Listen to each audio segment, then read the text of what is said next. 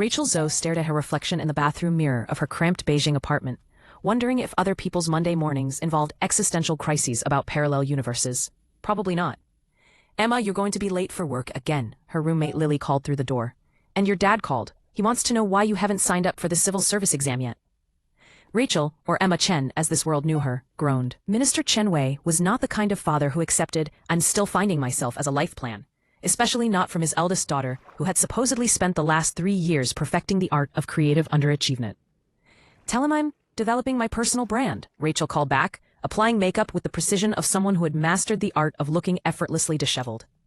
The truth was more complicated. Rachel possessed perfect memory recall and could process data patterns faster than most supercomputers. She could speak 12 languages, had memorized the entire stock exchange records for the past decade, and could hack into most government databases before breakfast. But admitting any of this would blow her carefully constructed cover as Beijing's most lovable disappointment. At Chen Industries' gleaming headquarters in the CBD district, Rachel maintained her facade while secretly monitoring the company's corruption scandals. Her official job title was Junior Marketing Coordinator, which mostly involved organizing office parties and pretending not to understand Excel formulas. Anna, her supervisor, Marcus Liu, bounded over with the enthusiasm of someone who had definitely had too much coffee. "Great news! The quarterly reports need organizing, and I thought, who better than our resident creative genius? Period." "Organize numbers?" Rachel blinked innocently. "But numbers are so numerical." Marcus patted her shoulder sympathetically. "Just put them in folders, sweetie. Alphabetical order." If only he knew that she could spot the $50 million embezzlement scheme hidden in column J47 of the subsidiary reports.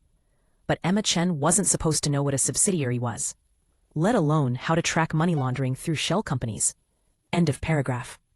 Victoria Xu adjusted her Hermes scarf as she entered the exclusive Jade Garden restaurant, her medical bracelet, disguised as a fashionable piece of jewelry, humming with otherworldly energy.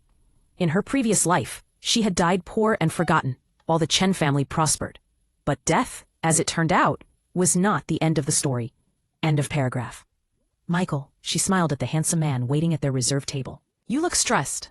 Prince Michael Wang, though he preferred Deputy Director Wang in public, ran his fingers through his perfectly styled hair. "My brother's getting worse. Yesterday he threw his phone at a board member during the quarterly review."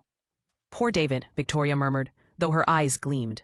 The experimental drug cocktail she'd been slipping into his morning coffee was working perfectly. Perhaps he needs professional help? Michael sighed. Father still believes David will recover. But the board of directors is getting nervous.